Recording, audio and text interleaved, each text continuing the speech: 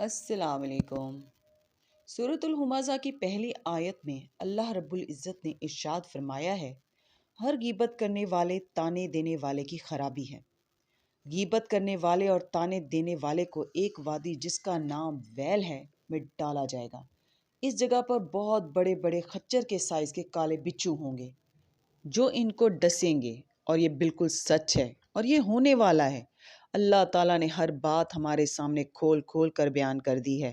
ہماری یہ کوتاہی ہے کہ ہم نہ پڑھتے ہیں، نہ سمجھتے ہیں اور نہ ہی گناہوں سے بچتے ہیں۔ تو پلیز آج ہی سے کم از کم ان دو برائیوں یعنی غیبت اور تانے دینے سے تو توبہ کریں، اور دعا کریں کہ اے اللہ ہمیں نیکی کرنے اور گناہ سے بچنے کی توفیق عطا فرما، آمین۔ آج کی آیات کا ترجمہ شروع کرتے ہیں۔ پناہ مانگتی ہوں اللہ کی شیطان مردود سے۔ شروع اللہ کا نام لے کر جو بڑا مہربان نہایت رحم والا ہے۔ جن لوگوں کو ہم نے کتاب دی ہے وہ ان پیغمبر آخر الزماں صلی اللہ علیہ وسلم کو اس طرح پہچانتے ہیں جس طرح اپنے بیٹوں کو پہچانا کرتے ہیں، مگر ایک فریق ان میں سے سچی بات کو جان بوجھ کر چھپا رہا ہے۔ اے پیغمبر صلی اللہ علیہ وسلم، یہ نیا قبلہ تمہارے پروردگار کی طرف سے حق ہے، تو تم ہرگز شک کرنے والوں میں نہ ہونا، اور ہر ایک شخص کے لیے ایک سمت مقرر ہے جدھر وہ عبادت کے وقت منہ کیا کرتا ہے، تو تم نیکیوں میں سبقت حاصل کرو۔ تم جہاں ہوگے اللہ تم سب کو جمع کرے گا، بے شک اللہ ہر چیز پر قادر ہے۔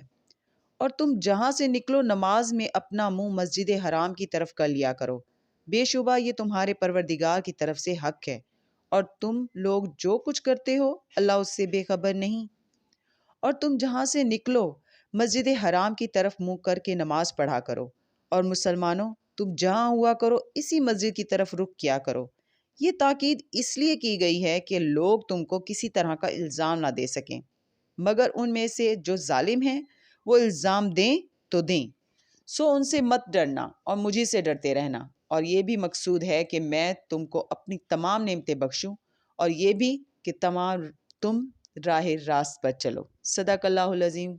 کل انشاءاللہ پھر ملیں گے۔ اللہ حافظ۔